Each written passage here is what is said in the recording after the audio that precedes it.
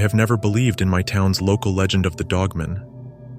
I have lived here for almost 45 years and not once had I seen it. But that all changed one night in the middle of October. My house was located near the edge of my town. I liked the solitude and being surrounded by nature. I wouldn't be bothered by annoying neighbors, and I've never had a problem with animals coming onto the property before. I remember coming home from work one night and saw that my sink was leaking. I spent a good 2 hours fiddling with the faucet trying to fix it. I took a break, grabbed a drink, and leaned on the kitchen counter. Then I heard a piercing howl. The sound was so close that it had to be at the edge of the forest. I set my drink down and looked out my kitchen window. I scanned the perimeter. I didn't have any fencing around my property. It was just a giant open space that led into the forest. The moon cast an eerie glow over the forest, but I didn't see anything. Right before I turned away, a cloud blocked out the moonlight for a split second, and I could see a pair of glowing yellow eyes peering out of the darkness. I felt a shiver as I stared back at those ominous eyes. As soon as the cloud moved out of the way, I lost sight of whatever was watching me. I knew there were animals roaming around, but I've never seen them come this close to my house. As long as it stayed in the forest, I didn't have a problem with it. I took another sip of my drink and got back to work. 15 minutes had passed by, and I was still laying on the ground messing around with the pipes underneath the sink. I had just about finished when I heard a grotesque-sounding snarl directly outside the kitchen. I stopped what I was doing, too scared to move. The animal had heavy footsteps, and I knew it was close to the window. I could hear it sniffing, like it was following a scent. It was trying to find me. Its footsteps continued on to the other side of the house. I slowly got up off the ground and saw its shadow as it passed by another window in the kitchen. That thing was huge. It was taller than the window. The shadow was gone, but I could hear bottles being knocked over and bags being ruffled. It was rummaging around the trash. I walked slowly to the front door and grabbed my rifle sitting next to it. I wanted to scare the animal away and get it back to the forest. I opened the front door quietly and was silent walking down the porch. I made my way to the side of the house and saw trash flying through the air. But I was not prepared for what I saw. It looked like a grotesque dog, but it was standing on its hind legs. It was covered in gray fur, but its paws were almost human-like, and it was probably around 8 feet tall. My pulse was racing. I've never seen a wolf like this before, or if I could even call it that. I pointed my rifle towards it and pulled the trigger. The only thing I heard from my gun was a clicking sound. It wasn't loaded. The animal abruptly turned its head towards me. My eyes went wide and I held my breath. It had a long snout with large fangs. It bared its teeth and made a low growling noise. Its yellow eyes focused on me, like I was its prey. The animal lowered its body, digging its claws into the ground, ready to attack. I sprinted up the porch and burst through the door, slamming it shut. The creature immediately hit the door, viscously scratching at the wood and snarling in anger. I grabbed the bullets on the table next to me and loaded it into the rifle. The front door shook, and wood was splintering off of it. I was breathing heavily, scared for my life, but I managed to aim the gun at the door and fired it. The banging stopped, and I heard the creature's heavy footsteps retreat from the porch. I looked through the window and saw it running on all fours, back into the dark forest. I stayed up all night thinking that it might come back. By the time morning came, I saw the disaster it left on my porch. There were huge claws marks on the front door and drops of blood on the ground. I was obsessed with finding this creature. I spent days going into the forest hoping to see it again, but it never came back. I don't like to admit it to others about what I saw, but I now believe that the legend of the Dogman was true.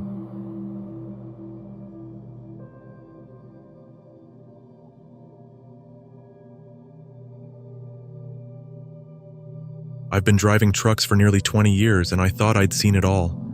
Bad weather, terrible drivers, major crashes. But nothing, and I mean nothing, prepared me for what I encountered on a dark, desolate road one night. I was driving somewhere in Michigan at night, so there was no one else around for miles.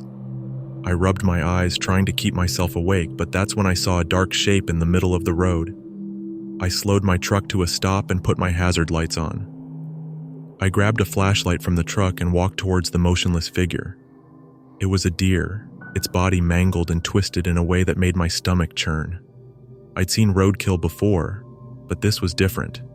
There were massive gashes on its side, deep and ragged, as if something with enormous claws had ripped into it. The blood was still fresh, glistening under the beam of my flashlight. I was trying to make sense of what kind of animal did this. A bear? Maybe.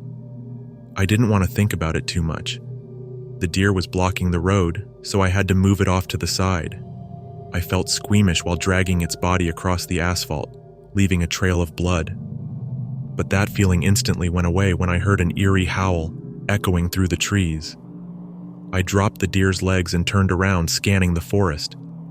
The howling grew louder, closer, and then I saw movement in the darkness.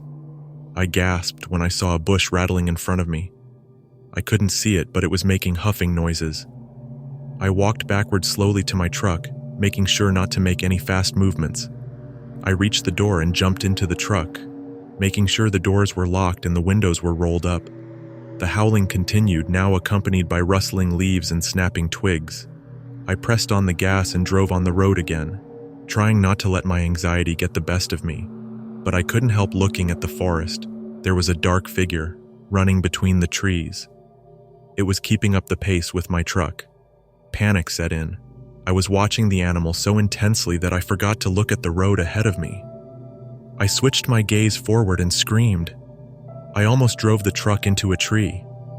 So I quickly turned the steering wheel to the left, narrowly avoiding a crash.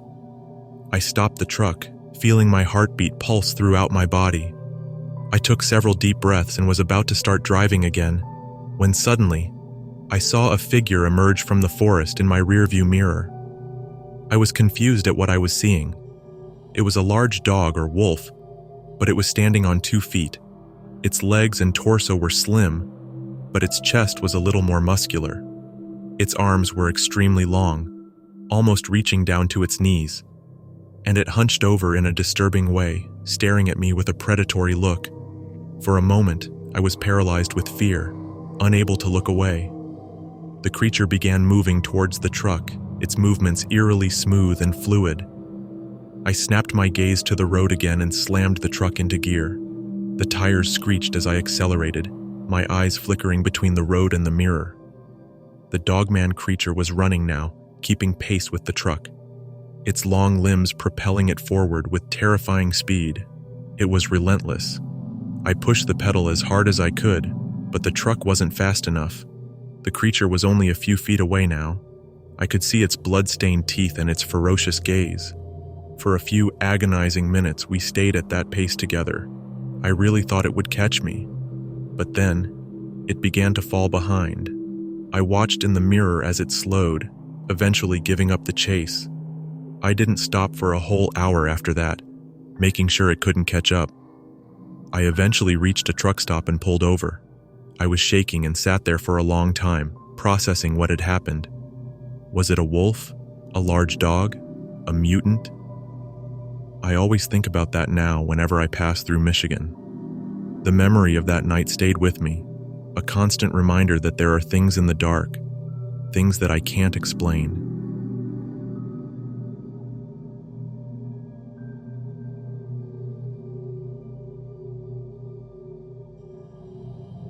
I inherited my dad's farm last year, and it had been a sanctuary of peace for me. That was until I encountered the most horrifying creature I'd ever seen. One morning, I woke up at 7, as I do every day, and made my way to the fields. My dog, Poppy, accompanied me as usual. I checked up on my horses first, making sure to feed them. As I was cleaning their stalls, I heard Poppy barking non-stop, getting my attention. I walked over to her and noticed something unusual. A circle of sheep huddled together. My heart sank as I pushed through them and saw the lifeless body of one of them. Her wool matted with blood and her throat savagely torn. Something big had done this. The sight sent a wave of dread through me. I knew there were wolves in the area, but this had never happened in all my years living on the farm. I was hoping that it was just an animal passing through, but more sheep began to disappear in the following days, one or two at a time. Sometimes they were left mutilated in the field. I walked around the property and found more signs of the creature's presence. There were deep claw marks on the fence, and a handful of fur was caught on the barbed wire. It was definitely a wolf. It knew it could easily find food here, so I had to do something to protect my flock. I spent the next few days reinforcing the barn, installing bright lights around the perimeter, and moving all my sheep inside at night. The next few days were intense. I stayed up all night, patrolling the farm and making sure all the animals were safe, but I was exhausted. I couldn't shake the feeling that I was being watched, that something sinister lurked in the shadows. I also set up a camera overlooking the fields and the barn. Every night, I reviewed the footage, hoping to catch a glimpse of the culprit.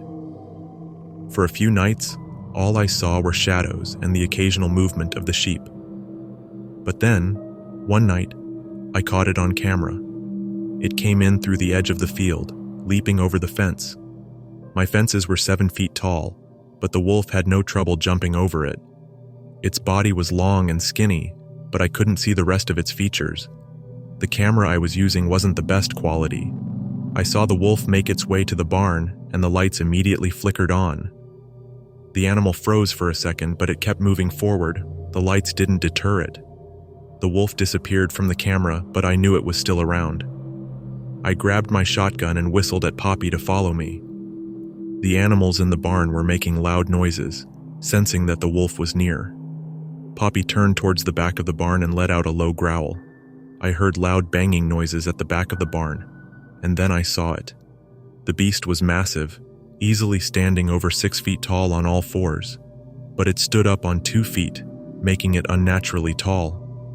It was disturbing to look at. Poppy started barking, and the creature turned our way, locking its eyes onto mine. That was the first time I ever felt terrified. It went back down on all fours and started snarling, flashing its sharp fangs at me. Right as it lunged towards us, Poppy jumped in front of me, barking fiercely, standing her ground. My fear was replaced by a surge of adrenaline. I raised my shotgun and fired a shot into the air. The creature hesitated, then turned and fled into the night, but Poppy took off after it, chasing it into the forest. "Poppy! No!" I sprinted after my dog, but she disappeared into the darkness of the forest. It was pitch black, and I could only see trees directly in front of me. "Poppy!" I shouted.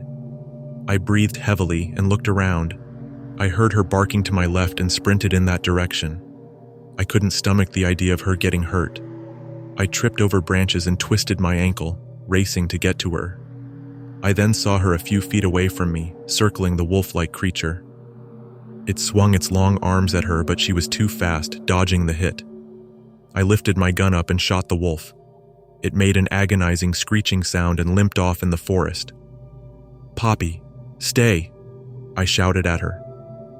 Luckily, she came back to my side. I inspected her fully, making sure she wasn't hurt. Then I whistled at her to follow me out of the forest. I kept Poppy inside the house for the next couple of days, but the creature hadn't shown up again. I still watch the cameras every night though, paranoid that it will come back.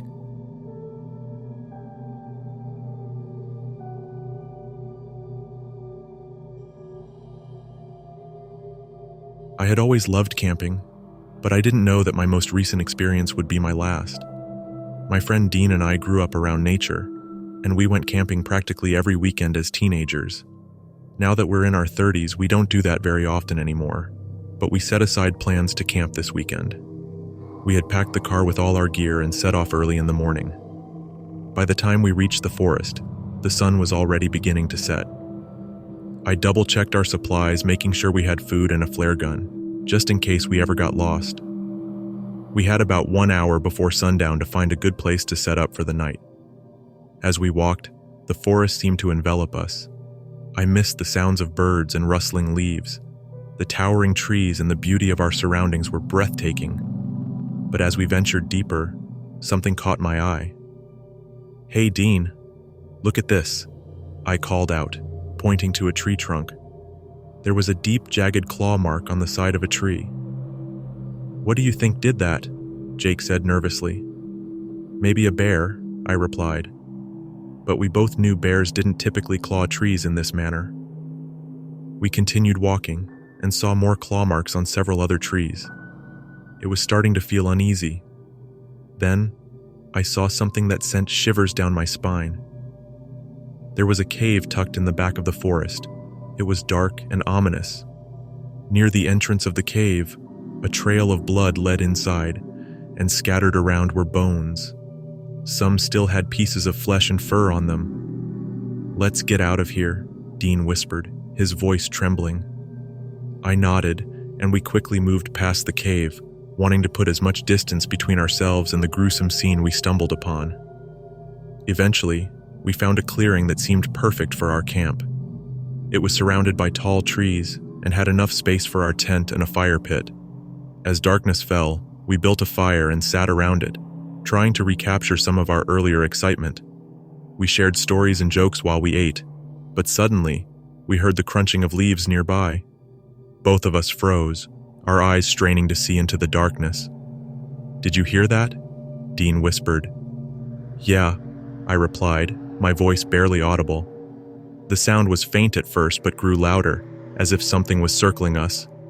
We caught glimpses of movement, a flash of a tail, the glint of large eyes, and the silhouette of something big. "Stay calm," I said. My heart was pounding in my chest. Dean slowly pulled out the flare gun from my backpack. The red metal glinted in the firelight, and he loaded it with trembling hands. Dean pointed the flare gun toward the night sky and pulled the trigger. The flare shot up with a hiss, illuminating the clearing in a bright, fiery glow. As it fell from the sky, the brief light revealed a massive figure with the head of a wolf and glowing red eyes. The flare's light faded, plunging us back into darkness. The creature was still out there. My friend gripped the flare gun tightly, aiming it where we had last seen the creature, and fired. The flare struck the beast, and it let out a high-pitched whimper, its eyes glowing with pain and rage. It turned and fled into the forest, its heavy footsteps echoing through the trees. The forest was quiet again, but the fear still lingered. We huddled by the fire, our eyes scanning the darkness, hoping it wouldn't come back. We knew we wouldn't get any sleep that night. We sat back to back, keeping watch in shifts. Finally, the first light of dawn began to filter through the trees, so we quickly packed up our camp and left. As we neared the cave, we slowed down, our senses on high alert. The entrance looked dark and menacing, the trail of blood and bones still visible. It felt like we were being watched, but we didn't see any sign of the creature. The rest of the hike back to our car was uneventful, but the tension never left our bodies. When we finally reached the edge of the forest, we threw our gear into the car and climbed inside, locking the doors behind us. Only then did we allow ourselves to breathe a sigh of relief. We vowed to never go camping there again, hoping to leave the terror behind. But deep down, we both knew that the forest held secrets that would never let us go.